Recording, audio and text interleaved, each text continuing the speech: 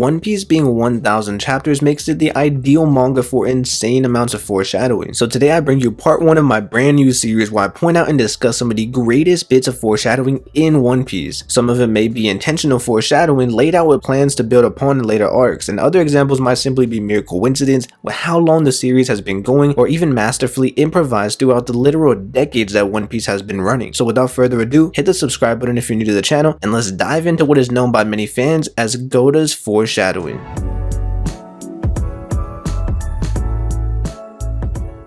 Let's start with one of my favorite examples, and that is one of the first chapters in all of One Piece. It is the very first chapter of Orangetown. They panel with Buggy the Clown and his ship. Now you might think it's a clown ship, okay, what of it? And it might not be very important until you look at the very next panel. These panels are setting up the atmosphere and tone of the arc, and what we have here is an elephant and then a whale on the very next page. Now instantly this reminded me of Zoro. The elephant on Buggy's ship reminded me of Zunisha, but the whole fountain is really what fully connects this reference together, because we all know how important whales are to the mysterious land of Zoro. And in this case, what's really important is that panel where the whale is in the middle of the entire town. No explanation, but whales do seem to have a significant meaning to the story of One Piece. So the question is, coincidence or intentional foreshadowing? Well, I would say this is most likely a coincidence, although it is strange when you see those two panels back to back, and that's really all they're focusing on. Keep in mind, Buggy was also on Roger's crew. He traveled to Zoro, and so chances are that he remembers the Minks in his travels, and he even met many Minks in his life as a young apprentice pirate. The whale is such an important symbol of the Zoians.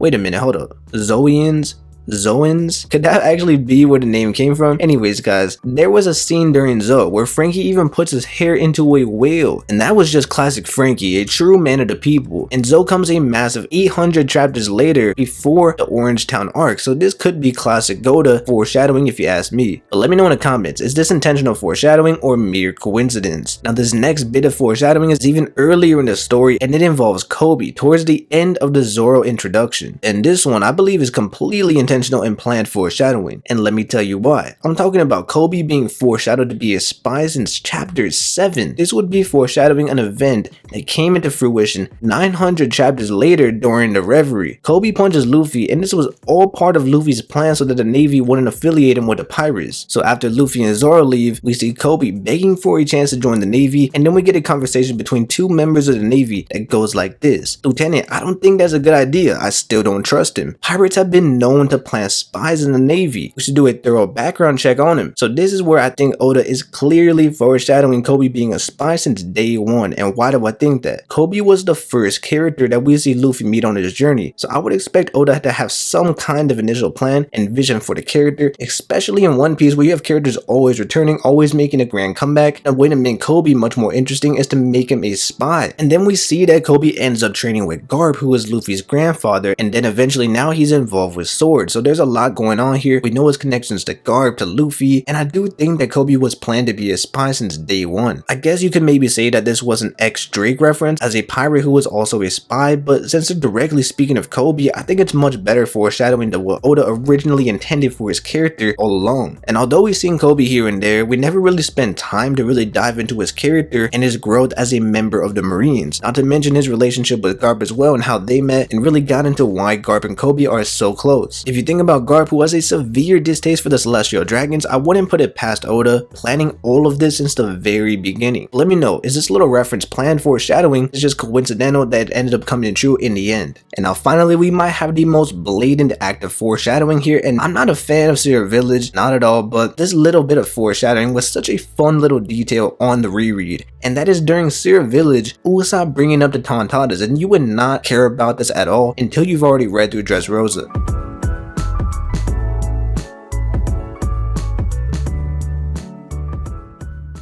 We have a conversation here between Usopp and his girl back in Syrup Village, and she says, "But what did you do with the goldfish?" And Usopp says, "I chopped it up and took it to the land of little people, and they're still eating it to this day. And after such a glorious feast, the people called out to me." And then Usopp gets interrupted twice when he's about to say what the little people called him. And I think this would be way too much of a dead giveaway. Maybe he was about to say they would call me Usolando, or maybe even God Usopp. And this works perfectly since Oda didn't say what they would call him, and then it allows him to come up with a name years down the line.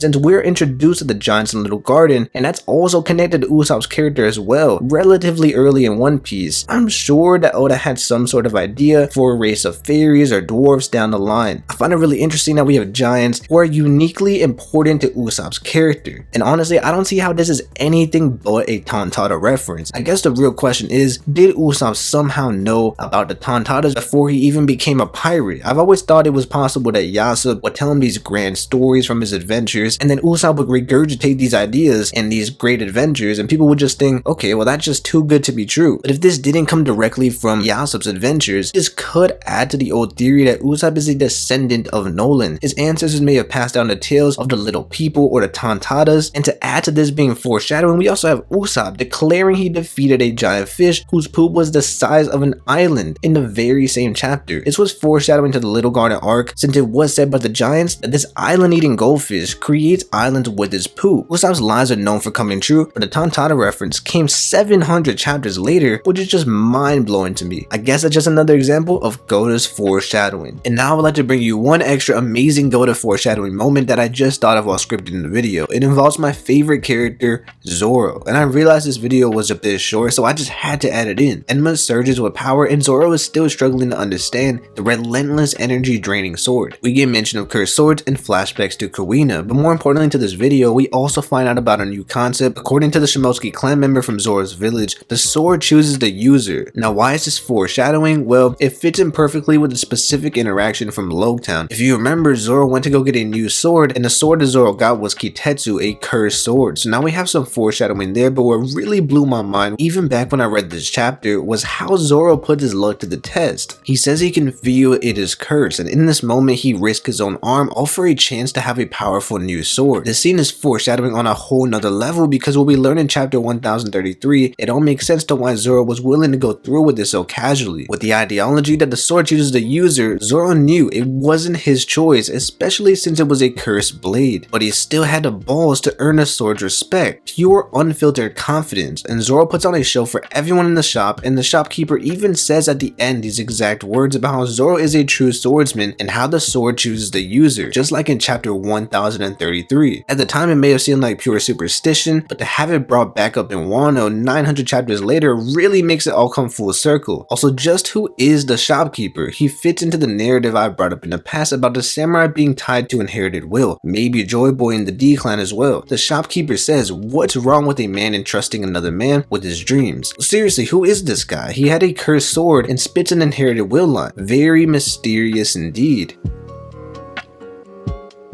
What was your favorite foreshadowing from this video? And let me know some of your favorite foreshadowings in all of One Piece, and maybe I'll talk about them in the next video. Are these clear examples of foreshadowing, or simply coincidence since One Piece is 1000 chapters long? And I cannot wait to make part 2 to this series, so hit the like button, subscribe if you're new. Anyways guys, thanks for watching and have a great day.